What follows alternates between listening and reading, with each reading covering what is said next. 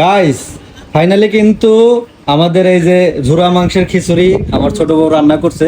যদিও ওর দিয়ে কাজ করানো এখন উচিত না, তারপরেও আজকে ও রান্না করলো, কারণ ও ছাড়া খিচুড়ি কেউ ভালো রান্না করতে পারে না। এই জন্য তো ওরা এখন রিভিউ দিবে। রিভিউ দাও তো কেমন। আর মাংসগুলো একটু দেখাও প্লেটে। এই যে মাংসগুলো কিন্তু দেখেন একদম মাংস ভরা। দেখি কাকুলি কেমন মাংস পাইছো, নাহলে মাসি আবার কেউ যে ওর মনে মাংস দেয় না। ওটাও কয়েকটা খিচুড়ি এমনি হাতে উঠাও না, খায় রিভিউ দাও কেমন হয়েছে।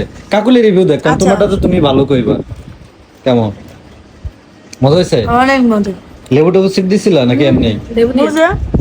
লেবু ছাড়াই খাইতে হয় আচ্ছা তাইলে। তুমি তো খাইছো, তুমি রিভিউটা দাও না। আমি তো লোভ সামলাতে পারি না, আগেই খেয়াল হয়েছি।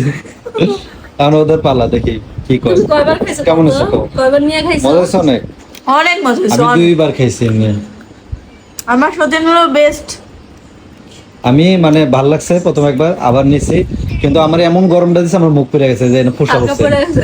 তালকার মধ্যে ফোসা উঠছে।